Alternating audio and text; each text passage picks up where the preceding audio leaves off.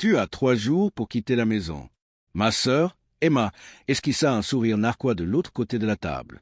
Papa et maman se contentèrent d'observer en silence. Je ne bronchais pas.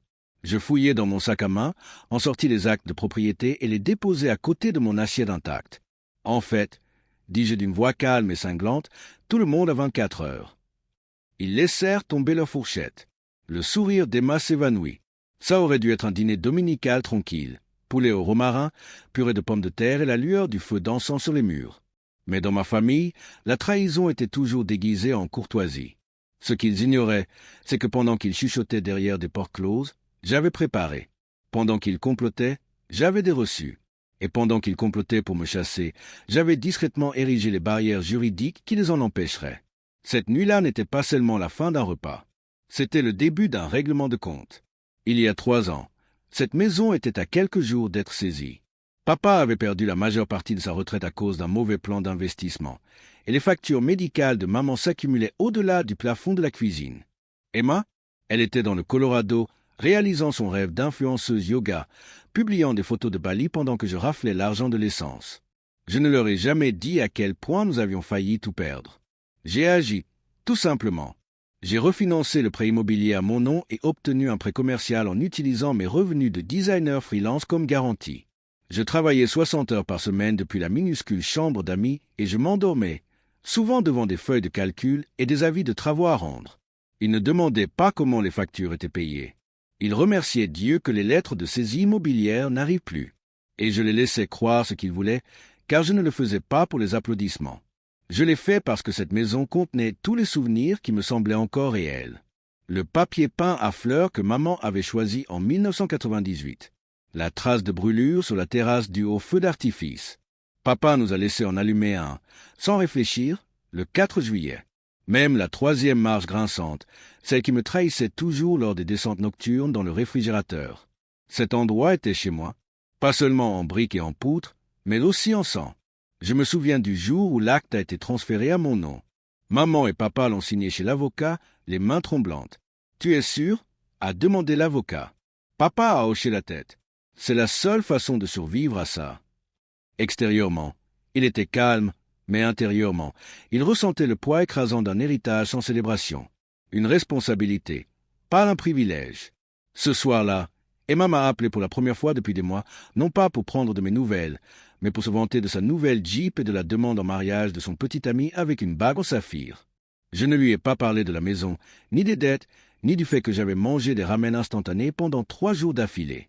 Elle s'en serait moquée. Ou pire, elle aurait trouvé le moyen de la transformer en quelque chose de laid, comme elle le faisait toujours. En grandissant, Emma était l'enfant chéri, la pom-pom girl star, la major de promotion, le petit rayon de soleil de papa. J'étais la plus discrète, celle qui ne demandait jamais grand-chose. Et comme je n'exigeais jamais, ils oubliaient de me donner. Mais je me souvenais de tout, de chaque anniversaire manqué. Elle ignorait tous les appels d'urgence. Chaque fois que maman disait « Elle est juste occupée, ma puce, ne sois pas jalouse ». Je n'étais pas jalouse. J'étais épuisé. Alors, quand Emma est revenue dans cette maison il y a 2 semaines, avec ses cheveux parfaitement lissés, ses bagages monogrammés et ce même sourire condescendant, je sais que quelque chose allait arriver. Ce à quoi je ne m'attendais pas, c'est à quelle facilité tout le monde allait se ranger derrière elle. Emma est revenue comme si elle n'était jamais partie. Elle a franchi la porte d'entrée comme si elle était chez elle, a laissé tomber son sac à main de créateur sur le parquet et a fait la bise à sa mère comme s'il. Tu as 3 jours pour quitter la maison. Ma sœur, Emma, esquissa un sourire narquois de l'autre côté de la table. Papa et maman se contentèrent d'observer en silence. Je ne bronchais pas. Je fouillai dans mon sac à main, en sortis les actes de propriété et les déposai à côté de mon assiette intacte. En fait, dis-je d'une voix calme et cinglante, tout le monde a 24 heures. Ils laissèrent tomber leurs fourchettes. Le sourire d'Emma s'évanouit. Ça aurait dû être un dîner dominical tranquille. Poulet au romarin, purée de pommes de terre et la lueur du feu dansant sur les murs. Mais dans ma famille, la trahison était toujours déguisée en courtoisie. Ce qu'ils ignoraient, c'est que pendant qu'ils chuchotaient derrière des portes closes, j'avais préparé. Pendant qu'ils complotaient, j'avais des reçus. Et pendant qu'ils complotaient pour me chasser, j'avais discrètement érigé les barrières juridiques qui les en empêcheraient. Cette nuit-là n'était pas seulement la fin d'un repas. C'était le début d'un règlement de compte. Il y a 3 ans, Cette maison était à quelques jours d'être saisie. Papa avait perdu la majeure partie de sa retraite à cause d'un mauvais plan d'investissement, et les factures médicales de maman s'accumulaient au-delà du plafond de la cuisine. Emma, elle était dans le Colorado, réalisant son rêve d'influenceuse yoga, publiant des photos de Bali pendant que je raflais l'argent de l'essence. Je ne leur ai jamais dit à quel point nous avions failli tout perdre. J'ai agi, tout simplement. J'ai refinancé le prêt immobilier à mon nom et obtenu un prêt commercial en utilisant mes revenus de designer freelance comme garantie. Je travaillais 60 heures par semaine depuis la minuscule chambre d'amis et je m'endormais, souvent devant des feuilles de calcul et des avis de travaux à rendre. Ils ne demandaient pas comment les factures étaient payées. Ils remerciaient Dieu que les lettres de saisie immobilière n'arrivent plus. Et je les laissais croire ce qu'ils voulaient, car je ne le faisais pas pour les applaudissements. Je l'ai fait parce que cette maison contenait tous les souvenirs qui me semblaient encore réels. Le papier peint à fleurs que maman avait choisi en 1998. La trace de brûlure sur la terrasse due au feu d'artifice. Papa nous a laissé en allumer un, sans réfléchir, le 4 juillet. Même la 3e marche grinçante, celle qui me trahissait toujours lors des descentes nocturnes dans le réfrigérateur. Cet endroit était chez moi, pas seulement en briques et en poutres, mais aussi en sang. Je me souviens du jour où l'acte a été transféré à mon nom. Maman et papa l'ont signé chez l'avocat, les mains tremblantes. « Tu es sûr ?» a demandé l'avocat. Papa a hoché la tête. C'est la seule façon de survivre à ça. Extérieurement, il était calme, mais intérieurement, il ressentait le poids écrasant d'un héritage sans célébration. Une responsabilité, pas un privilège. Ce soir-là, Emma m'a appelé pour la première fois depuis des mois, non pas pour prendre de mes nouvelles, mais pour se vanter de sa nouvelle Jeep et de la demande en mariage de son petit ami avec une bague en saphir. Je ne lui ai pas parlé de la maison, ni des dettes, ni du fait que j'avais mangé des ramen instantanés pendant 3 jours d'affilée. Elle s'en serait moquée. Ou pire, elle aurait trouvé le moyen de la transformer en quelque chose de laid, comme elle le faisait toujours. En grandissant, Emma était l'enfant chéri, la pom-pom girl star, la major de promotion, le petit rayon de soleil de papa. J'étais la plus discrète, celle qui ne demandait jamais grand-chose.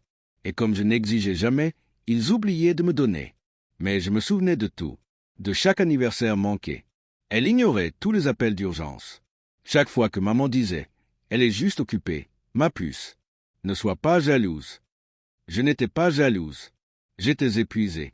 Alors, quand Emma est revenue dans cette maison il y a 2 semaines, avec ses cheveux parfaitement lissés, ses bagages monogrammés et ce même sourire condescendant, je sais que quelque chose allait arriver. Ce à quoi je ne m'attendais pas, c'est à quelle facilité tout le monde allait se ranger derrière elle. Emma est revenue comme si elle n'était jamais partie. Elle a franchi la porte d'entrée comme si elle était chez elle, a laissé tomber son sac à main de créateur sur le parquet et a fait la bise à sa mère comme s'il. « Tu as 3 jours pour quitter la maison. » Ma sœur, Emma, esquissa un sourire narquois de l'autre côté de la table. Papa et maman se contentèrent d'observer en silence. Je ne bronchais pas. Je fouillai dans mon sac à main, en sortis les actes de propriété et les déposai à côté de mon assiette intacte. En fait, dis-je d'une voix calme et cinglante, tout le monde a 24 heures. Ils laissèrent tomber leur fourchette. Le sourire d'Emma s'évanouit. Ça aurait dû être un dîner dominical tranquille. Poulet au romarin, purée de pommes de terre et la lueur du feu dansant sur les murs. Mais dans ma famille, la trahison était toujours déguisée en courtoisie. Ce qu'ils ignoraient, c'est que pendant qu'ils chuchotaient derrière des portes closes, j'avais préparé.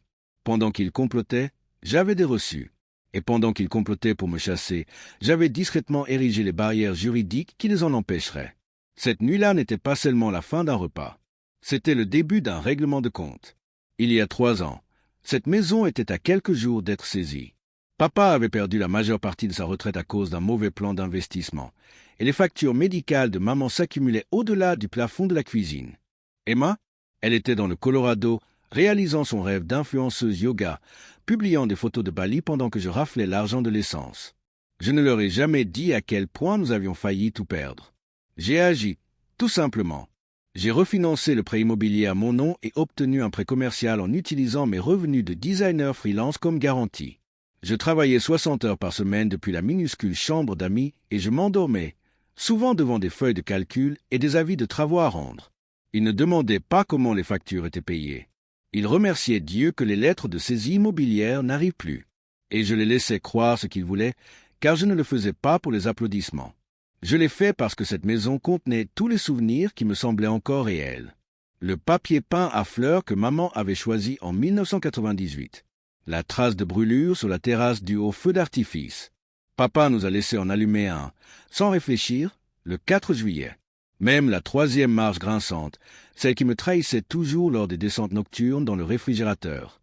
Cet endroit était chez moi, pas seulement en briques et en poutres, mais aussi en sang. Je me souviens du jour où l'acte a été transféré à mon nom. Maman et papa l'ont signé chez l'avocat, les mains tremblantes. « Tu es sûr ?» a demandé l'avocat. Papa a hoché la tête. C'est la seule façon de survivre à ça. Extérieurement, il était calme, mais intérieurement, il ressentait le poids écrasant d'un héritage sans célébration. Une responsabilité, pas un privilège.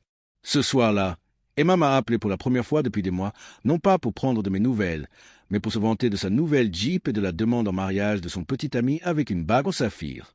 Je ne lui ai pas parlé de la maison, ni des dettes, ni du fait que j'avais mangé des ramen instantanés pendant 3 jours d'affilée. Elle s'en serait moquée. Ou pire, elle aurait trouvé le moyen de la transformer en quelque chose de laid, comme elle le faisait toujours. En grandissant, Emma était l'enfant chéri, la pom-pom girl star, la major de promotion, le petit rayon de soleil de papa. J'étais la plus discrète, celle qui ne demandait jamais grand-chose. Et comme je n'exigeais jamais, ils oubliaient de me donner. Mais je me souvenais de tout, de chaque anniversaire manqué. Elle ignorait tous les appels d'urgence. Chaque fois que maman disait « Elle est juste occupée, ma puce, ne sois pas jalouse ». Je n'étais pas jalouse. J'étais épuisé. Alors, quand Emma est revenue dans cette maison il y a 2 semaines, avec ses cheveux parfaitement lissés, ses bagages monogrammés et ce même sourire condescendant, je sais que quelque chose allait arriver.